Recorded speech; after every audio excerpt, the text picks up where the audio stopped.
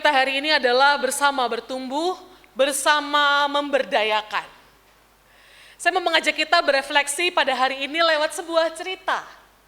Cerita tentang seorang petani yang terkenal karena dia berhasil menang perlombaan jagung paling baik.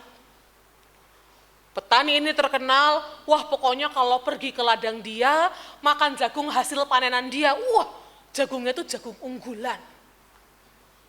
Maka saudara-saudara orang-orang berlomba-lomba untuk mencari tahu apa rahasianya.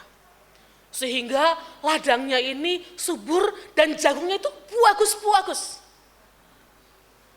Nah, saudara-saudara menarik dalam salah satu wawancara ketika ditanya, Pak, apa resepnya? Lalu si petani ini mengatakan begini, resepnya sederhana. Setiap tahun saya itu suka bagi-bagi bibit unggul jagung kepada ladang-ladang dan petani-petani yang ada di sekitar saya. Nah, saudara-saudara mendengar itu, orang-orang kaget. Loh Pak,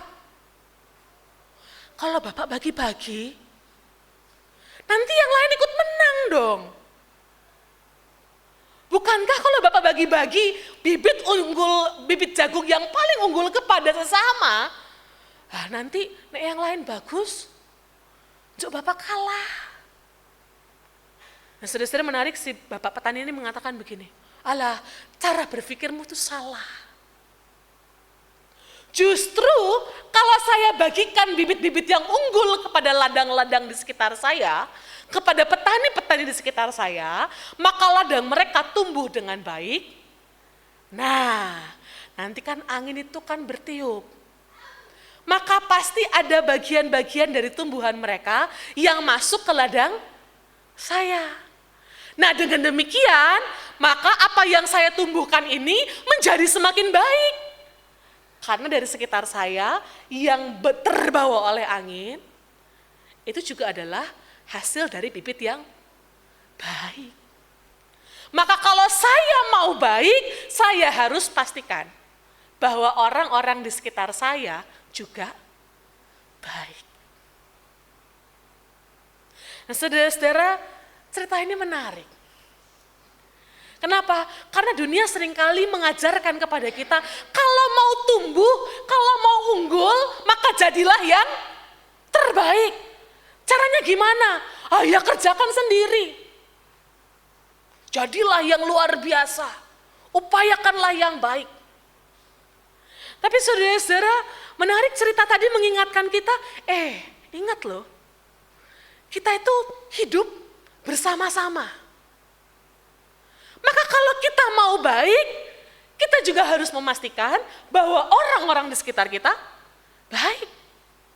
Kenapa? Karena pilihan-pilihan yang kita buat, hidup kita itu dipengaruhi juga oleh hidup orang lain. Kalau nggak percaya, saudara-saudara, lihat dalam keluarga paling sederhana. Kalau satu keluarga misalnya ada ayah, ibu, ada anak 3. Lalu ada satu saja anggota keluarga yang nggak kompak. Yang sakit siapa, saudara-saudara? Keluarga. Ada satu yang keluar jalur, maunya sendiri, siapa yang harus nanggung beban? Semua. Maka saudara-saudara, kita harus memastikan dalam satu keluarga, jangan sampai ada yang susah sendiri, ya toh? Dia harus dibantu. Ada yang mengatakan bahwa kekuatan sebuah tim itu bukan pada yang paling unggul, tapi justru seberapa unggul yang paling lemah. Jadi kalau dalam satu kelas, jangan lihat siapa yang paling pinter. Saudara-saudara, kalau mau lihat progres kelas itu, maka lihatlah yang paling bodoh. Kenapa? Karena dia yang akan menentukan seberapa cepat kelas itu akan berjalan, ya toh? Nek kita lama menolong si yang bodoh ini tidak pinter-pinter, yang gurunya juga mau maju, ketahan. Maka pastikan bahwa orang-orang di sekitar kita juga mendapatkan apa yang baik. Nah, saudara-saudara, prinsip yang sama juga mau mengatakan kepada kita, hati-hati Karena apa yang kita pilih untuk hidup kita juga akan mempengaruhi hidup orang lain. Artinya saudara-saudara, kalau kita itu malas bertumbuh, tidak mau mengupayakan apa yang terbaik, maka yang menanggung resikonya bukan cuman kita. Tapi orang-orang di sekitar kita semua akan ikut terpengaruh oleh kemalasan kita, oleh kebandelan kita, oleh kenakalan-kenakalan kita, oleh keras kepalanya kita. Mereka akan ikut merasakan keputusan-keputusan yang kita buat. Karena kita saling terkait, saudara-saudara. Maka saudara-saudara, tema bersama bertumbuh, bersama memberdayakan, punya dua hal. Yang pertama, kita harus menyadari bahwa dalam kehidupan persekutuan, dimanapun, ya di keluarga, ya di jemaat, ya dalam masyarakat, kita ini saling terkait. Semua saling mempengaruhi. Maka kata bersama itu menjadi penting. Tidak bisa sendiri-sendiri. Nah, poin yang kedua mengatakan bahwa karena semua saling terkait, maka semua harus rame-rame berusaha untuk apa? Yuk kita sama-sama jadi baik. Jangan cuma begini-begini aja. Jangan puas dengan apa yang ada, ya udahlah segitu aja. Yuk kita sama-sama dorong, sama-sama bertumbuh, sama-sama berubah, sama-sama berupaya. Nah, pertanyaannya saudara-saudara, bagaimana caranya? Gimana caranya supaya kita ini bisa tumbuh sama-sama? Supaya baik sama-sama? Gimana caranya supaya jemaat ini, GKI Bumi Ayu, bisa menjadi jemaat yang terus bertumbuh? Kan sudah dewasa berapa lama? Setahun? Udah setahun? Wah, sudah lama juga ya. Waktu berlalu cepat sekali. Bagaimana jemaat ini? Yuk, kita harus sama-sama bertumbuh menjadi lebih baik. Bagaimana yuk sebagai klasis? Bumi Ayu, Cilacap, Gatot Subroto, Marta, mana lagi? Hafal enggak? Hah, ya pokoknya yang di kelas Purwokerto itulah. Gimana caranya kita supaya bisa bareng-bareng bertumbuh jadi lebih baik? Nah, saudara-saudara, hari ini kita dipandu oleh firman Tuhan di dalam Efesus pasal 4. Efesus pasal 4 ayat 11 sampai 16 bicara tentang jemaat Efesus yang pada waktu itu sedang mengalami sebuah persoalan. Apa itu persoalannya? Mereka itu mengalami kekhawatiran akan terjadi perpecahan di dalam jemaat. Kenapa? Yang pertama, karena mereka sendiri adalah jemaat yang plural, ada yang Yahudi, ada yang non-Yahudi, dan kadangkala perbedaan ini membuat mereka jadi tidak selalu akur. Yang kedua, saudara-saudara, mereka sendiri menghadapi ajaran-ajaran sesat, pengajar-pengajar palsu, yang pengajaran-pengajarannya itu masuk ke dalam kepala jemaat, ke dalam hati jemaat, dan ini mulai membuat jemaat itu jadi bingung, goyah. Jadi mana yang benar? Nah, praktek-praktek yang tidak sesuai dengan firman Tuhan ini mulai merusak kehidupan jemaat dari dalam. Nah, maka untuk mengupayakan supaya jemaat ini sehat, supaya jemaat ini baik, Rasul Paulus memberi nasihat. Apa nasihatnya? Saudara-saudara, yang pertama di ayat 15 kita lihat. Paulus mengatakan, sebaliknya dengan teguh berpegang pada kebenaran di dalam kasih, kita bertumbuh ke dalam segala hal ke arah Dia, Kristus yang adalah kepala. Maka kalau ditanya bagaimana caranya supaya kita itu sama-sama tumbuh, Rasul Paulus mengingatkan yang pertama, bahwa setiap orang yang ada di dalamnya, setiap anggota harus memastikan bahwa dia terus berpegang teguh. Pada apa? Pada kebenaran firman Tuhan. Kita bisa bertumbuh kalau kita punya visi yang satu. Ya toh? Kalau penatua maunya apa, jemaat maunya apa, komisi ngomongnya apa, sendiri-sendiri, bisa nggak bareng-bareng tumbuh? Bubar jalan. Maka visinya harus satu. Apa itu? Menjadi semakin serupa dengan Kristus. Harus satu visinya. Nah, bagaimana caranya supaya kita semakin serupa dengan Kristus? Rasul Paulus mengingatkan, ya kalau begitu maka peganglah kebenaran Kristus. Belajarlah firman Tuhan. Bangunlah persekutuan yang dekat dengan Tuhan. Carilah kebenaran dan peganglah apa yang benar.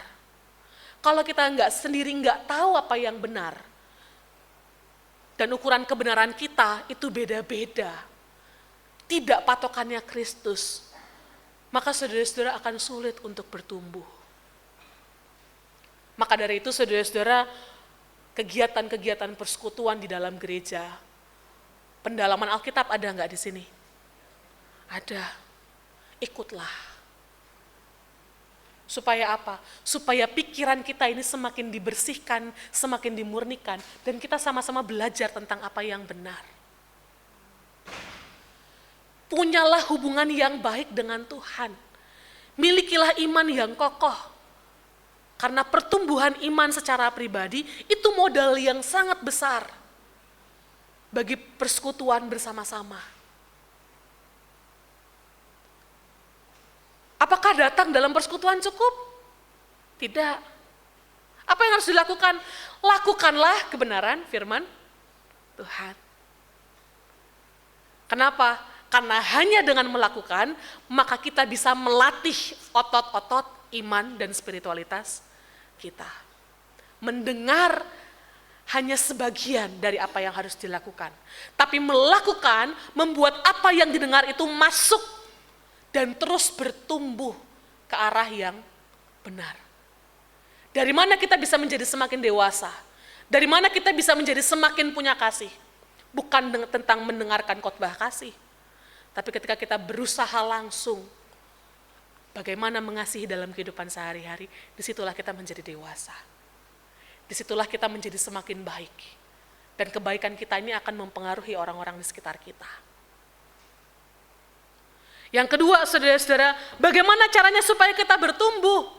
Rasul Paulus mengingatkan, setiap bagian dari gereja, setiap bagian dari jemaat itu diberikan karunia oleh Tuhan. Karunianya apa? Rasul Paulus bilang ada yang punya karunia sebagai nabi, ada yang sebagai pemberita Injil, ada yang sebagai gembala, ada yang sebagai pengajar. Bahkan dalam ayat terakhir, ayat 16, wah ini seperti tubuh yang ada anggota-anggotanya dan semua punya kemampuan atau semua punya karunia masing-masing. Maka apa yang harus dilakukan oleh setiap anggota? Libatkan diri dalam pembangunan tubuh Kristus. Saudara-saudara, fungsi penatua di gereja itu apa, tahu enggak?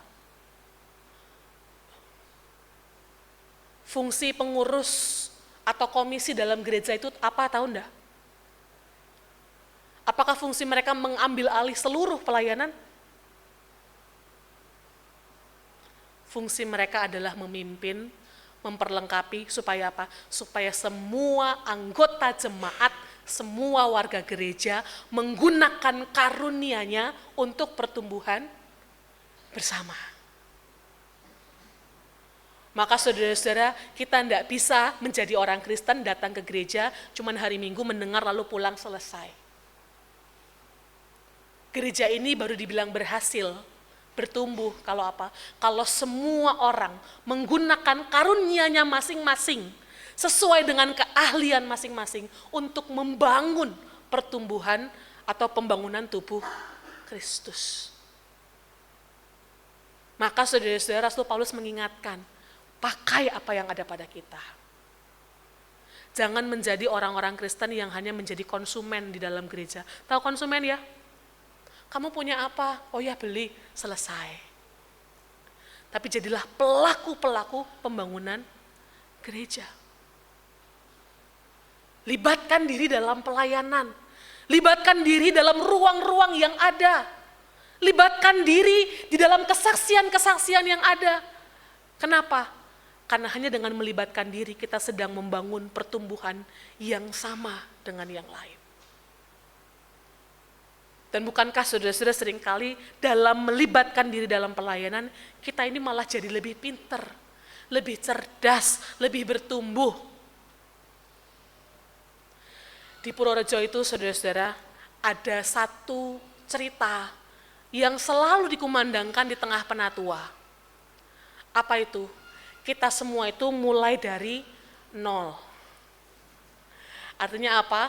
Begitu dipanggil jadi penatua ya, sebenarnya punya kemampuan yang besar enggak? Enggak. Banyak yang mengatakan, aduh itu karena dulu dipanggil pendeta ya. Gimana ya menolak? Ya sudah deh, gimana ya? Ya udahlah, yang penting maju aja dulu. Lalu apa yang terjadi? Ketika tugas-tugas harus dilakukan, ketika pelayanan-pelayanan mau tidak mau harus dikerjakan. Oh ternyata bisa ya. Kenapa? Oh ternyata ada teman-teman yang ngajari, ada pendeta-pendeta yang ngasih tahu aku harus apa. Ada upaya-upaya yang dilakukan, dan ketika aku terlibat, terjun langsung dalam pembangunan tubuh Kristus, aku menjadi semakin dewasa. Sehingga saudara-saudara kadang ada yang mengatakan, nek dulu saya nggak jawab iya, nek dulu saya nggak mengatakan iya untuk pelayanan, mungkin saya nggak jadi seperti sekarang loh. Maka melibatkan diri dalam melakukan kehendak Tuhan, termasuk dalam ambil bagian pelayanan, menjadi cara kita bukan hanya untuk memperlengkapi orang lain, tapi juga memperlengkapi diri kita sendiri. Supaya seperti tema kita hari ini, tumbuh bareng-bareng, berhasil bareng-bareng, maju bareng-bareng.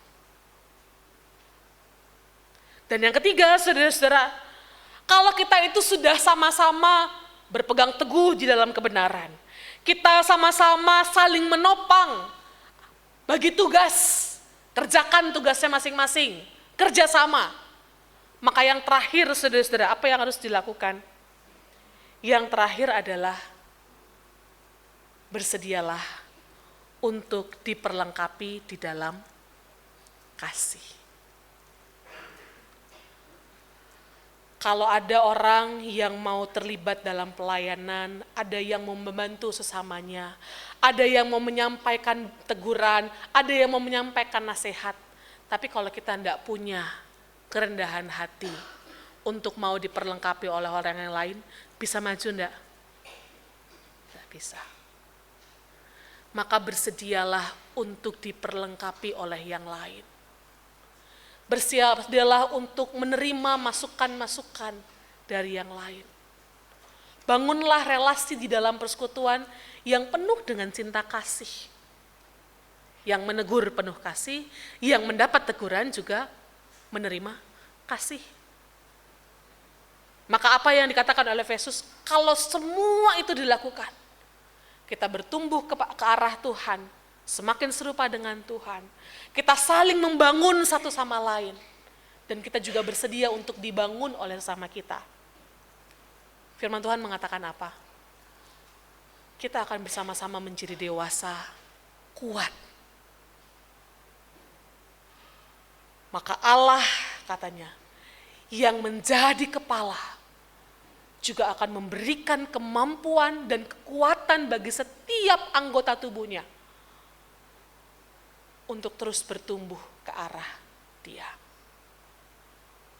Tahun ini tema pelayanan GKI Klasis Purwokerto adalah bersama bertumbuh, bersama memberdayakan. Tahun ini ada satu program yang kita kerjakan bersama-sama dalam Klasis. Apa itu? Pembinaan penatua, persiapan calon penatua. Kenapa? Karena kita sadar, karena kalau kita bareng-bareng belajar, bareng-bareng mempersiapkan diri, maka kita bisa sama-sama maju. Tapi saudara-saudara, ini bisa jalan kalau apa? Kalau di dalam jemaat, semua, bahkan orang-orang yang dipilih mau memberikan dirinya untuk melayani Tuhan. Program gak akan jalan kalau kesadaran pertumbuhan itu tidak dimiliki oleh setiap anggotanya. Maka bertumbuhlah di dalam Tuhan.